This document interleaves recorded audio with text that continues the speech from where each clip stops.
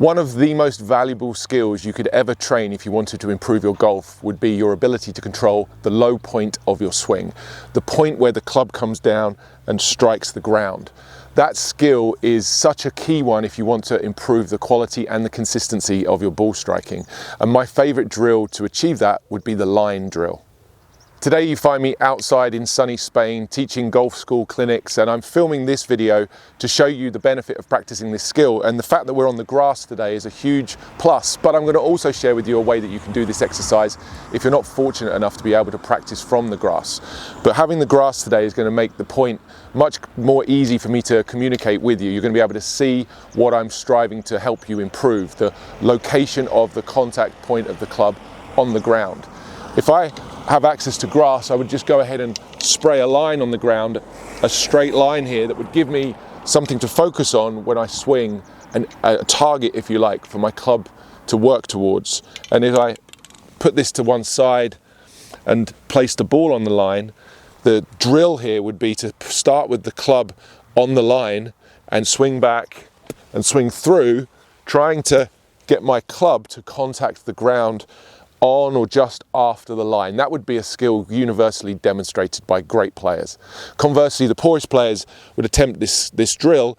They would swing down, they would typically hit the furthest back on the ground, a long way behind the line, and then on their next attempt they might get a little bit closer, and then finally they'd try one more and they'd miss the ground altogether.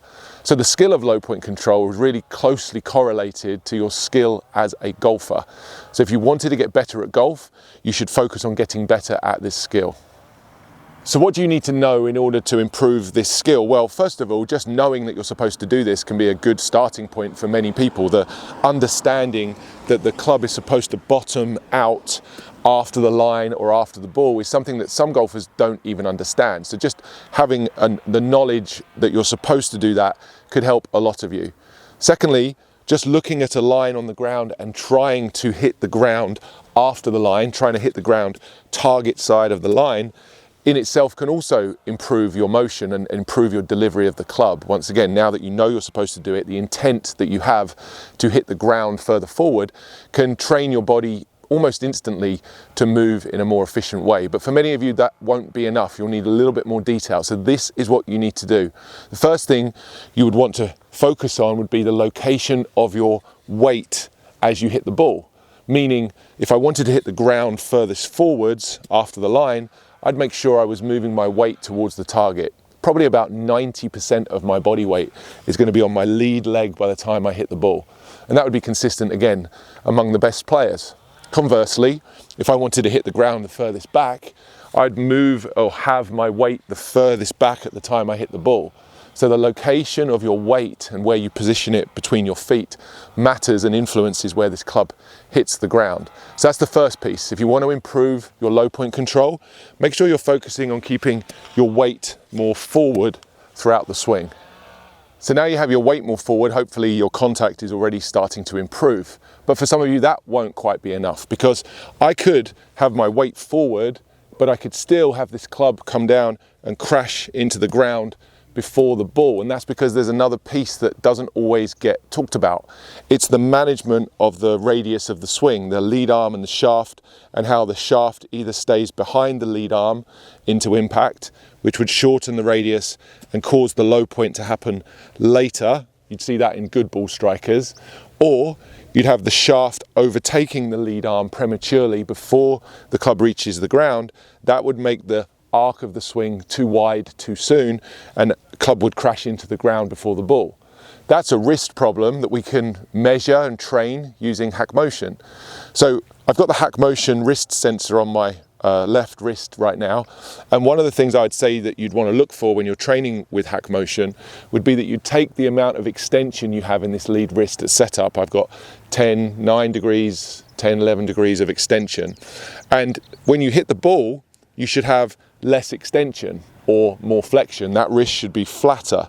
It should be moving more to flexion.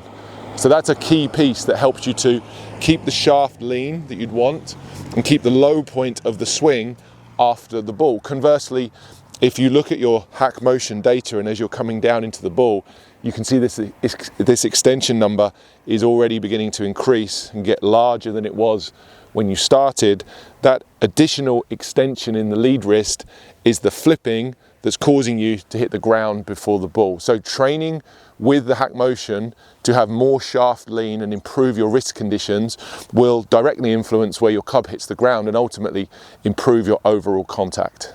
Quick question for you. Did you know that 80% of your golf ball's direction comes from the club face angle at impact? And it's your wrists that control that angle. If you want to hit straighter shots and add more distance to your game, then check out the link in the description below. So there's an example of a perfectly struck shot with the divot maybe 2 or 3 centimeters after the line. And we look at the hack motion data and you'll see that my wrist was more flexed than it was at setup. I had added some more flexion versus adding more extension, which would be the flipper's problem, the person with the poor contact. I'll go ahead and hit one of those as well and show you what that would look like. Again, this gets magnified so much more from the grass. If you're going to practice and you have the opportunity to practice from the grass, I'd highly encourage you to take it. The skill development is much greater than it is from a mat. But I know some of you have to practice from a mat, and in just a second I'll show you how you can take this same drill and transfer it to an indoor or a driving range environment. But if I go ahead now and set up to the one the same, keep my weight forward, but let this wrist angle come out prematurely, you're going to see a very different result. So I ended up hitting a few centimeters behind the line that time. That was a very fat shot, and I worked on the feeling, I had the feeling of adding more extension into this lead wrist prematurely. You can see clearly from the hack motion data that that's exactly what I did, and the outcome of the shot is exactly as I would have predicted. Terrible strike, poor contact, a shot that went maybe 50% of its intended distance.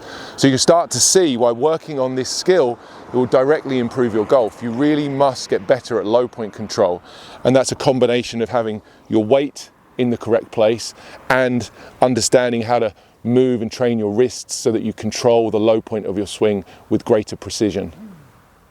And you can create a similar concept or station on an artificial driving range mat using something like your golf towel. If you fold up your golf towel a couple of times and then lay it down on the ground just behind the ball. Now, the exact location of this towel requires a little bit of trial and error on your part. The thickness of the towel will affect how far away from the ball you would place it. And also the skill ability that you have right now, your ability to do this, will also determine how easy or difficult you want to make this in the beginning. To start with, I would say maybe a couple of club head width. So I've got a 7-iron here, I've got 1 7-iron, 2 7-irons, just placing it maybe 6 to 10 inches behind the ball, something like that. But as I say, a little bit of trial and error. The idea with this is that this barrier here behind the ball requires this club head to be coming into the ball with a certain amount of down or descent. I'm hitting down and I can then contact the ground after the line, which is what I've been demonstrating to you throughout this video.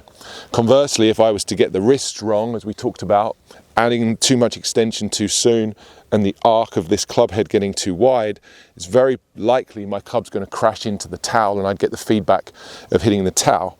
So I don't want to do that. So I can do the exact same drill, towel behind the ball, keep my weight forward, keep my hands and wrists in this shaft lean condition and go ahead and hit the ball out there. It's another perfect contact.